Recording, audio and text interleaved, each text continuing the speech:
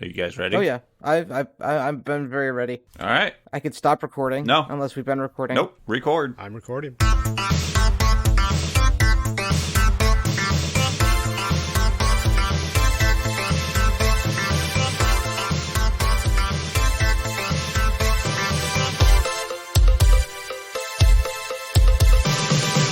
Hey, I'm Joe. I'm Ken. And I'm Dan. And we are the Rewinders Podcast, rewinding movies to see if they still hold up. And this time, we reported for duty by watching Stripes. And that we did. We watched the entire movie. It was an experience. And experience. I gotta say, yes, that's I the word for it. I gotta say, sometimes when I'm watching 1980s comedies, such as this one, I forget that I'm watching a comedy, and I'm supposed to be laughing at things. I just take it too serious. I'm like, that's dumb. And then you sit there and you're like, oh wait, that's supposed to be that's a joke. Okay. Oh, that was supposed to be It was about halfway through I realized that, and then I started laughing at that point. I think the movie kind of figured that out on its own too, but just too late. Aw, Dan. I've never seen this movie. It's Yeah? always been on my list of movies that I should watch. So now it's no longer on that movie list. But if you haven't seen this movie, not missing out. We've been the Rewinders. You're giving away the dinner before eating your appetizer. So going to boot camp. Yeah, I personally, when I last saw some of this, because I catch pieces of it here and there, but that's about all I would watch. And towards the beginning, I was like, oh, I remember something like this. Yeah, okay. Then all of a sudden, big long stretch of, no, don't remember any of this. And then going, well, I'm sure my dad watched it when I was young, but there are probably some reasons why I wasn't watching it with him. Oh, there are pairs and pairs and pairs of reasons. I can guarantee you that my dad did watch this movie because my childhood was filled with "Settle Down, Francis," and it's because of that. I was like, "What is that from?" Eventually, he's like, "Oh, it was my mom. He completely forgot what it was from. That doesn't surprise me, and not a big deal." My mom's like, "That's from that Stripes movie," and so I went and watched Stripes at that point, and I laughed. It was all right. I haven't gone back to it since watching it the first time, so it wasn't life-changing, but... But at least that line stuck with you. With my dad, because he's the one who keeps saying it. But it also stuck with you, because he was saying it to you. Yeah, Stockholm Syndrome.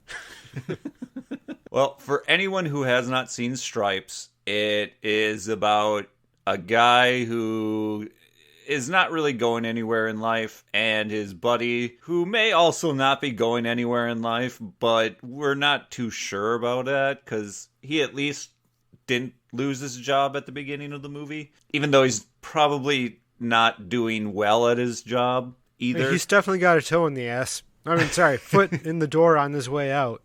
That's what I meant. Close enough. So they decide to join the military because the guy who's got nothing going his way says, that looks easy enough. We can do that. And so they join up. He obviously is not the type to take many directions and continues to not take many directions through boot camp. And they put on a fancy, they did some nice things, but that would not be accepted in reality during graduation. There's a lot in my notes that say, really? There's a lot of things that I could say about that. And I was like, wait, we have a Joe who I believe went through boot camp at one point. Maybe he can let us know. Yeah. Well, we can talk a little bit about that. And then the movie takes a 90-degree turn and takes us to 270, something sharper, to another country apparently, even though I think it was Tennessee or something they filmed this in, somewhere in the United States. Yeah, and they do some actual military stuff, sort of, and they get served up as heroes at the end of the movie. They sure did. And my summation is, you nailed it. That's spot on. It's paced kind of like the movie, in that it starts off all right, then it starts dragging, and then it just goes, let's finish this up. I don't want to jump into things I don't like, but the movie starts off with every other Bill Murray movie, and by that I mean Ghostbusters, whatever, where he plays a person, Groundhog's Day, that you want to hate. And I doubt he ever gets out of that wanting to hate bubble. unless his ways with women, which he always falls madly in love with way too quickly. Unless that is your cup of tea, in which case maybe that'll do it for you. But his characters are always just so Misogynistic. not likable. Yeah, not just that, but yeah, big that. Harold Ramis, however, I don't know what to think about Harold. I liked his hair. pre or post? And his glasses. Both. Free. Joe, was all those haircuts regulation for coming out of your first haircut going in basic training? I seriously doubt anyone in basic training would have been given a nice haircut because they don't care. Yeah, those are definitely some super nice haircuts coming through. No, they're processing too many people too quickly. They just run up. Congratulations, you have a high and tight. This doesn't look like a high and tight. Good luck. No, I don't even think they bother with high and tights with your first haircut. They just shave it all off. High and tight happens on your own time. You got to set the stage for the high and tight. But yeah, if you're a lady and going into the military, I don't believe you get much of anything done to your hair unless maybe if it's super long they'll give you a trim. I don't know. I don't think they get their hair cut unless they want to. I know there's definitely regs where they have to be super tied up, like their hair. Yeah, there's definitely you have to make a good bun out of your hair because you got to keep your hair off your collar. Yes. Other than that, I have no idea, actually. Yeah, I actually don't have. I'm not like I was acquaintances with female friends who have at least gone through basic. I never once asked them about their hair. Yeah, well, I mean, that's not the most interesting thing about basic training, so I get it. No, those obstacle courses look like the most interesting thing in basic training. I'm curious how often that would happen because then it just looks like a fun time, a real enjoyable afternoon. I think when I did mine, I only did it once. Oh, really? And I was sad that because I was like, yeah, obstacle course. Oh, what, we're only going to do it this once? Boo. Of course, I was Air Force. It wouldn't be like the Army's basic training. No, probably not. It's shorter for one. I think Air Force is 6 weeks and Army's like 9 weeks. And does that sound right? Sure. Marines have 12 weeks. I was really hoping John Candy would come out of there looking like a stick. I actually had a friend back in high school who joined the Navy, went in looking a little bit like John Candy, and came out as a stick. And I was like, holy... Like, he just walked in, I was like, just talking, I had to do like 2 or 3 takes before I actually recognized who it was. But yeah, what do you guys like about this movie? Are we to that part yet? Yeah, we are. I think we were comfortably in that bubble. Yeah. Yeah. I don't know. I liked the beginning of this movie up until they graduated, just because it felt like the movie might actually be going somewhere, and then it went off the rails. Or they were very well placed on the rails in which they were clearly steered towards, since they needed something to continue the movie with. It did feel kind of weird. Like, I keep on wanting to jump into things I don't like or like talking about. But I guess we're kind of there. We're going to get there anyway. But main dingus, corporal guy, I think it was. I don't know how he got to be in that position. I really liked his tanks that shot actual ordnance. His little model tanks. Captain Stillman. Yes, Captain Stillman. He's got his little tanks that he push a button and they shoots. That was really cool. But also... childlike wonder like that. You wonder how he got to be a captain. And also, first thing that happens is he gets threatened to be sent off to a weather station in the Arctic or something like that. And he continues to make decisions that will only ensure that he gets there. Yeah, well, I guess that's part of being a comedy, huh? Yes, this is what I'm talking about. Is it a comedy or is that the military? Oh, you mean like fail upward? Yeah. I mean... you can. But I guess in the way things go, I never really hated the drill sergeant. He seemed to be really earnest in what he wanted, what he was there to do, and actually wanted them to succeed. And every single interaction with, oh, he's a jerk, just felt like that's what they were supposed to say. His character was really well put together, and I really enjoyed his character. I was rooting for him the whole time. Yeah, like you said, the bathroom scene. I didn't understand why he was gonna throw a punch. He wasn't Correct. A bad training instructor. And I was sitting there watching that, I was like, is this why you can't enlist after 36? Because you're not going to fall for that kind of bullshit? Is the Army a young man's game? Is that what's going on, where you just have to be angry all the time in order to be in the Army? I wouldn't want to do it at 36, that's for sure. It might be nice to get in shape. There's other ways of doing that. What? Not in Wisconsin, jeez. Food's too good. The weather's too shitty. Speaking of Wisconsin, one of my favorite lines is about Wisconsin in Same. this movie. Yeah, I tagged that. Where's in my notes? Going to Czech is like going to Wisconsin. And then Egon says, I got beat up in Wisconsin, or something like that. It was a good exchange. Yes. I liked it. And I have a feeling that I would have kind of ignored that if he hadn't said Wisconsin, because, hey, that hit's gone close to home. And that's the thing is, like, what you said with take it easy, Francis, or whatever. Something like that, yep. And some of these other one-liners in this movie actually I think, live the movie. Do you think they did the marching songs prior to this movie? Yeah. It seems like they were the only ones singing and marching, which seems a little bit weird, because what are you going to do when you're keeping time like that, right, other than try to sing a jaunty tune to keep yourself motivated? Plus, they did it on their first lineup in March. Which they nailed right out the gate, like fucking pros right at it. That seems a little bit early. Plus, the training instructor, Hulka, was not happy with them. And then they start doing that? No. You can't have happiness right now. Right. However, whatever gets them moving and doing things. Along with one-liners, though, like the cast itself, I was like constantly going, yeah, that guy. Yeah, that guy. Oh, yeah, that Hey, guy. look, he's here too. 20 minutes in. Oh, John Candy's in this movie. Well, they say it up front in the credits, but I was too busy getting something ready to take notes with. I missed that part. plus, they have a hidden Bill Paxton in the What? Where? Is he a child? Oh, he's like soldier number 8. Okay. That's helpful. So he's hidden in there somewhere. So I guess the 8th credited soldier. There were 7 other ones before him Something. in the movie. I was like, woo! Hidden Bill Paxton. Can you find him? It's a game. Do you think that would be during the part where Captain Guy's standing there and be like, oh, is this my troop? And they're all going through and doing the high knees real good. And they're like, nope, this is someone else. Here comes yours. And they all come through comically. There are so many extras that are soldiers that he's just number 8. Yep. Who knows which one he is? He's the 8th He's one. in there somewhere. Well, I imagine, otherwise I imagine it's going to be a numerical order, which means like the 8th soldier that shows up. I wonder if they're including the training camp. No, they can't give every single soldier in this movie credits. Could they? It depends on how many people they paid. and how much they paid them. True.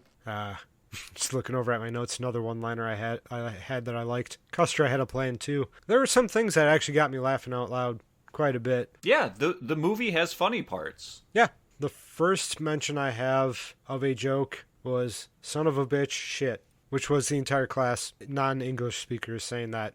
And that was the part that I remembered seeing as a kid. And then I'm not sure if it's homophobic. There's other homophobic parts in the movie, but There this are one, tons. we're not homosexual, but we're willing to learn, which caught me by surprise, and I laughed. But yeah, They also fight Russians in Czechoslovakia, I assume. That's what they were.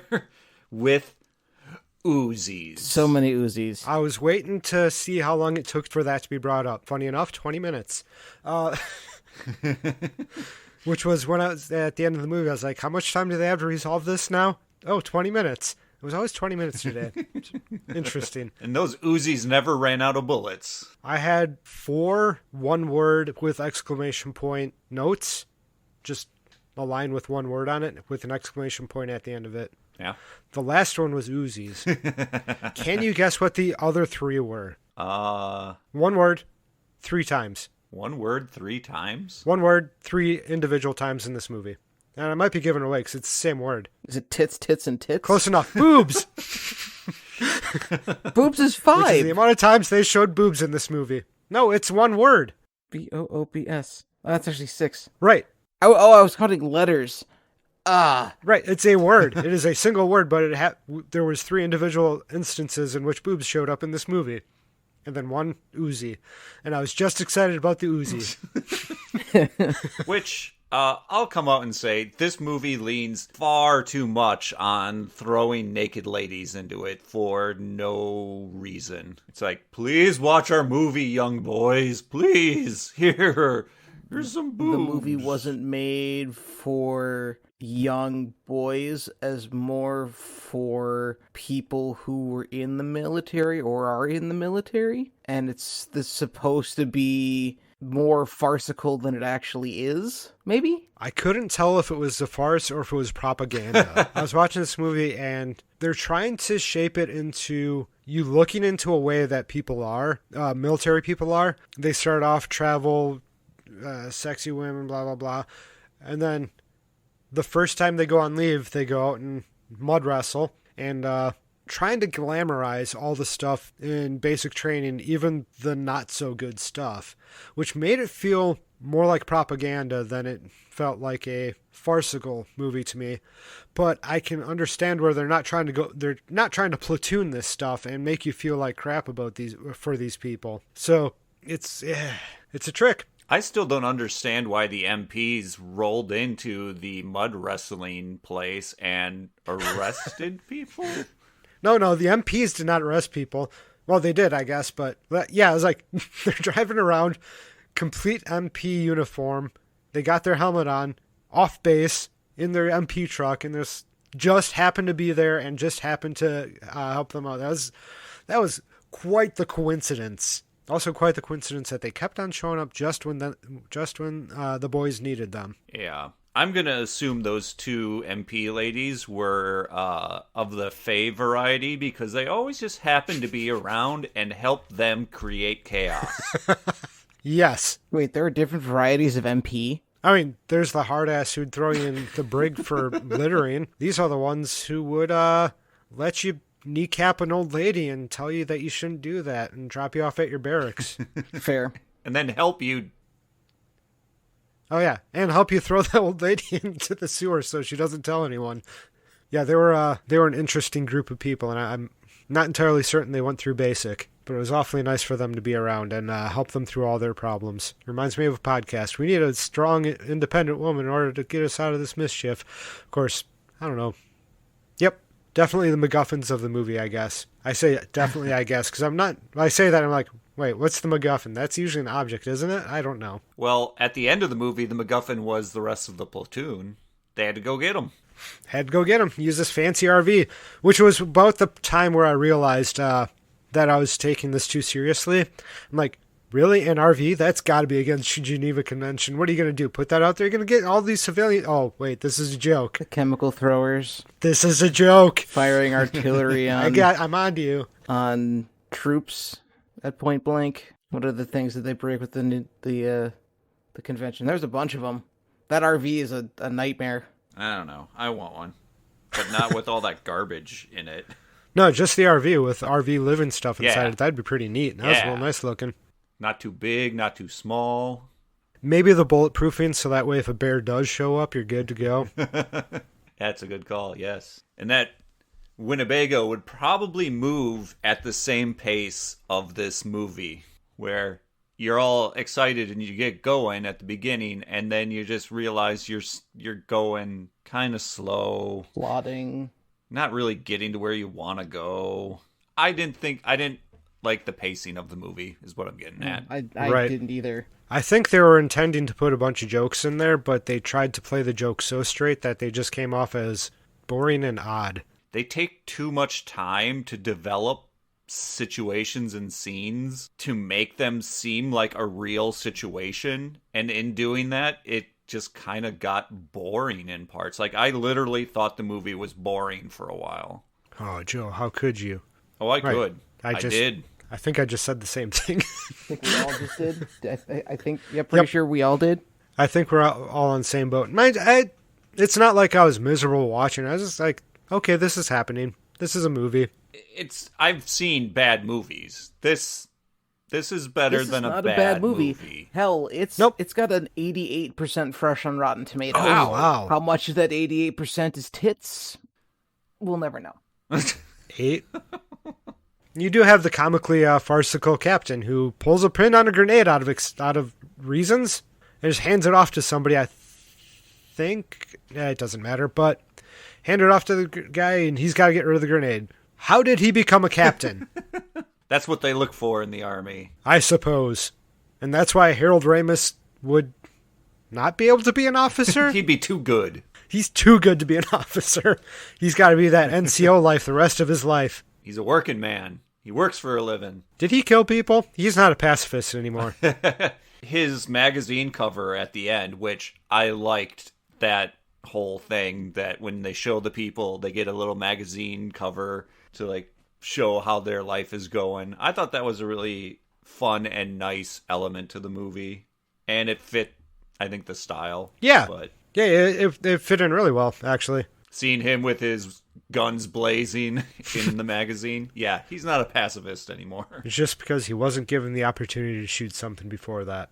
How do y'all feel about the rest of the ordnance in this movie, which just happens to be so very plot convenient? The mortar that just happens to land on the It happens to land in the training area. training area to hurt the Hulka. So yeah, I have notes on that. Like you wouldn't have a training area that close to a live fire range because of that reason. Maybe not, but also it's not like those things are super long distance weapons. They were literally dropping them in a tube and seeing them land down range. How did they shoot that off into a forest? Why didn't they just use previous coordinates that they put in? Captain was yelling at them. Again, comedy. Now, you got to forgive these silly things because comedy. It's supposed to be funny. It's supposed to be funny, but it doesn't come off funny. It comes off dangerous. And, Yeah. Oh no. Yeah. The other lucky ordinance I was thinking of was when the Hulka punches up the anti whatever the basically the cannon, punches it up, and then that ordnance lands on the border crosser hut. I like the border crosser guys. Just like of all the places for it to land, right there. And those border crosser guys seem like they're a good time. They got the short stick. Yeah, and they help the country stay safe from all the crazy Americans that they fought off. Glad they got to save face, not thrown into a gulag. Of course, this is Czech. I don't know if Czech has a gulag or not. If the Czech Republic would be, would they gulag? Let's find out. Gulags in the Czech Republic. It would have been nice to see Bill Murray be someone other than Venkman from the Ghostbusters as well. But maybe that's just Reichman might bring that out in him. I don't know. Does he do a movie where he's not Egon? Or Venkman? Bill Murray. No, Bill Murray's always the same character. The one where he's in Japan, he's not exactly as much of his Ghostbuster character. That's true. This is also a much later Bill Murray. Yeah. The zombie movie, he's not as much a Ghostbuster in that Zombieland? where he He, pretends to be dead. Yeah. Oh, spoilers. I mean, not the biggest spoiler. I mean, the big spoiler would be, and then he dies, Ken. and he negs on Garfield. Well, that makes sense. His presence in that movie always confused me. Yeah, it was very kind of added. They're like, hey, we can get Bill Murray. Remember that one time he showed up in Space Jam? We could get him in this movie, too, and it would be funny. It worked. I liked it. And they all stood around him. They let him say his things. He died, and he says, oh, that everything that man says is a stitch. And that was the funniest part of the entire scene, was not Bill Murray. Sorry, it took a lot of convincing for me when watching Ghostbusters for me to think that Bill Murray was a funny person in that movie. And it's just because all of his characters are assholes, and it's so hard for me to listen to the joke when you got being a jerk as your basis. According to this map, there are 1, 2, 3, 4, 5, 6, 7, 8, 9 gulags that are part of the original gulag system from the USSR. In the Czechoslovakia? It's Czechia now? Yeah, the Czech Republic and Slovakia. Yeah. I think they split up too, and I think they did another rebranding of one of the countries. I don't know how many of these prisons are actually still active. I would assume none. You can still throw people in them. That's what they're there for. Just go ahead and throw somebody in Alcatraz. They'll get out, but you can throw them in there. Also wouldn't know. I mean, the movie was set in the 70s, 80s. Ooh, that is a good question. Well, it was 81, so I'd say it's probably more vibing off of the 70s, though, even though it was the 80s. they had a brown refrigerator, like with fake wood paneling on it. Right. You know, classy stuff. I think generally speaking, those hairstyles did scream 70s, possibly early 80s. So, I know we already talked about it and left it, and it just kind of popped up in my head again, but is mud wrestling illegal? That's what I was talking about. Like, did they go off base when they weren't supposed to? Is that what the problem was? There was a full raid where they were arresting everybody inside that was regular police coming in and busting everyone inside the establishment. I have no idea. Yeah, That's just strange. I don't know why the police were there or anything. Like, was that a clandestine strip club? No, they had a neon naked lady out front. Was it like it was dirty and there, so it was established for a while? You got me. Maybe they were using endangered mud. Oh yes, I wonder where they got that mud from. Remember that one movie we watched?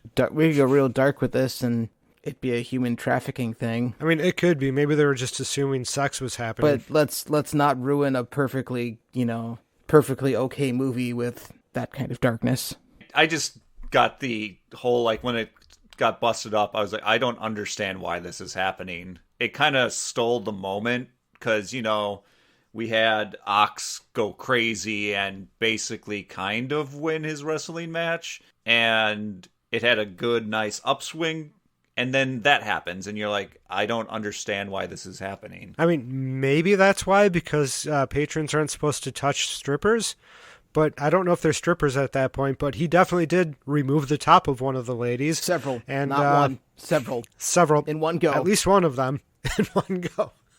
And perhaps that's why they showed up, because they're like, oh, we got ourselves an assault on our hands. I kind of thought that was the point of what they were doing, but it turns out they're actually just trying to have a wrestling match. I don't know. I also thought, like, they knew they were going to that place for mud wrestling, but maybe I mistook that. I thought that was part of the idea. But they're definitely supposed to graduate the next day. So I wrote down in my notes, like, do they really give you days off during basic? But apparently near the end of basic training, they might give you some days off, days into town, but you're supposed to be in uniform, and it's from breakfast or from lunch or whatever till before dinner. So, like, not when they went and not how they went. Not in that establishment. Actually, my pops was saying they limit you to like 3 or 4 people, probably so something like this where your whole platoon doesn't get arrested. Yeah, that's a good point. Yeah. No, I'm trying to remember if when I was going through basic, if I got time to go off base. I think like you said, at the very, very end, maybe there was like a day where we could go, but we had to be in uniform. That must have been it. I don't know. Yeah. So then the mud wrestling had to happen, and it had to be somewhat illegal so that they would be arrested.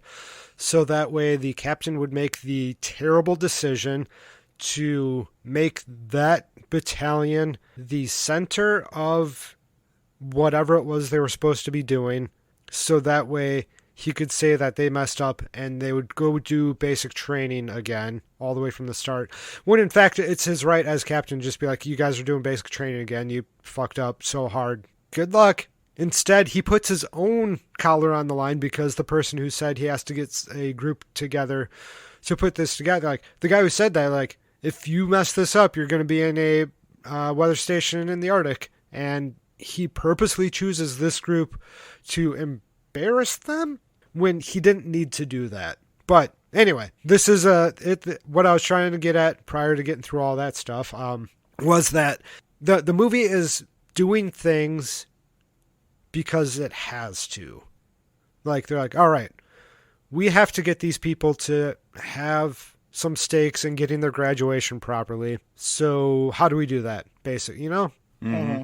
Yeah. And then they're probably also like, we're contractually obligated to have one more scene of boobs. How do we get that in there too? You think they put that stuff in contracts? They probably put it in the actors' contracts. Some of them, at least. All I know is that having a scene where the captain is using like a telescope to view women in the shower through a window has no effect on anything in the movie. It's useless. It's only there to show naked ladies. I mean, Yeah, naked ladies, and also could show how depraved this man is. But also, it could show how incredibly delicate glass is in this movie. Basketballs, telescopes. Just like the lightest touch and it's out the window. But yeah, that was a disgusting scene. And the fact that there's a window on the showers and they're all just like that's fucked up. It's stuff like that where I'm just like, it doesn't have a point. It's didn't just misogyny really as comedy. reveal. That's all it is. Yep. And that was a big deal back then. Dudes like boobs. I get it. Objectification of women. But I mean, I do too, but once I figured out what was going on there, I was like, no, you stop that.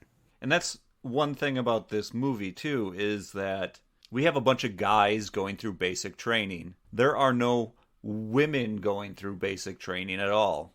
This movie gives women no roles to be funny.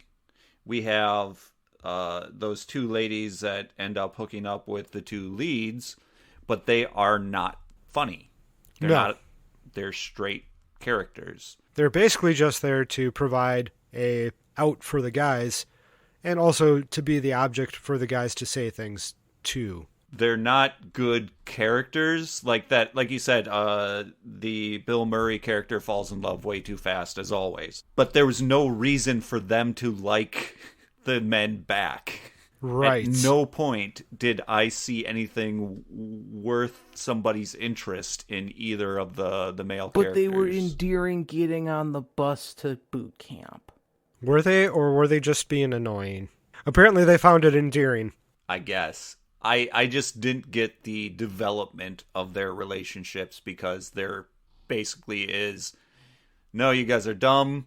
No, you guys are all right, but we're helping you. Now we're a couples, I guess. And then we're not going to turn you in when you bring your top secret RV to our hotel. Clearly, it's a military RV. What the hell are you guys doing? Never once do they just say, what the hell are you doing? Stop this. They are like Maggie Smith from A Boy Called Christmas. They are all about sowing chaos.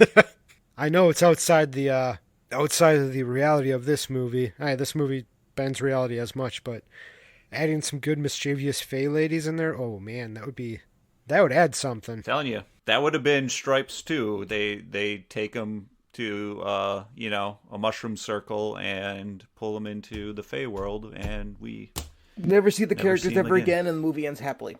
The movie just ends, which is fine. Speaking of the end of the movie, you guys notice at the end of this movie they're doing their march off and they're doing their song, right? Did you notice that walking perpendicular to away from them was a marching band with horns to their lips and cymbals crashing and drums being pounded, but you couldn't hear them at all? I thought about it a little bit when I was watching, but then I guess I didn't care. I had given I'm up going to put at that this into point. my love category. When you just brazenly put something like that in there and you just ignore it.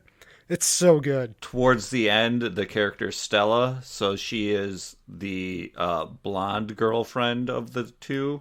When I saw her running around with a helmet on, I'm like, wait a minute, she looks familiar.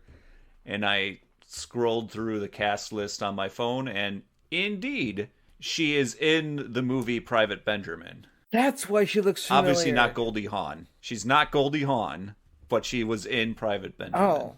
Huh, okay. The last 20 minutes where they're in Italy, it was kind of fun, but I don't think it was funnier than the other stuff. It just was like, eh. Now, I thought the basic training stuff could have been, like, they could have done more with that, and it could have been very funny. So it's like this whole, like, well, you had something that was, like, decent at the end. You had basic training, which was pretty funny at parts, but then it starts drying out, and that's why it's like it almost feels like the movie is going, okay, let's go to Italy, let's do something else. I would have liked to saw a deeper comedy dealing with basic training. Yeah, that's not what I do was kind anything of extra. expecting. Was more of them in basic, which is why I said I stopped enjoying this movie after they graduated. My memory of this movie stops at basic. Like, I completely forgot that there was the entirety of the Italy and Czechoslovakia stuff. I completely blocked out the last half hour of this movie from my memory because it's just kind of disjointed from the rest of the movie. The basic training is what you think of when you think of this movie. So, like, for some reason, I thought after they finished the thing, they walked off and, credits. But apparently they kept going with the movie. It's like Full Metal Jacket. Everyone knows the basic training half. No one really remembers what happens after basic training in Full Metal Jacket. I haven't seen that movie. Me either. I hear it's good. It's got that one guy in it. Arlie Rimmel?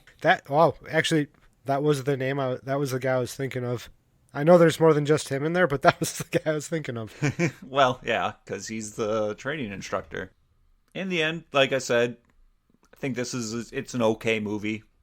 It has funny parts. So I guess it's middling. And that's why when you say it has an 88 on Rotten Tomatoes, I'm like, 88 seems high. Yeah, like I said, it seems rather high. Ken, has your feelings about this movie changed since the last time you watched it? Well, I haven't watched it since the first time I watched it was the last time I watched it, and I'll probably keep that streak going on. I'm still perfectly okay with this movie. If somebody says, should I watch this movie? I've never seen it.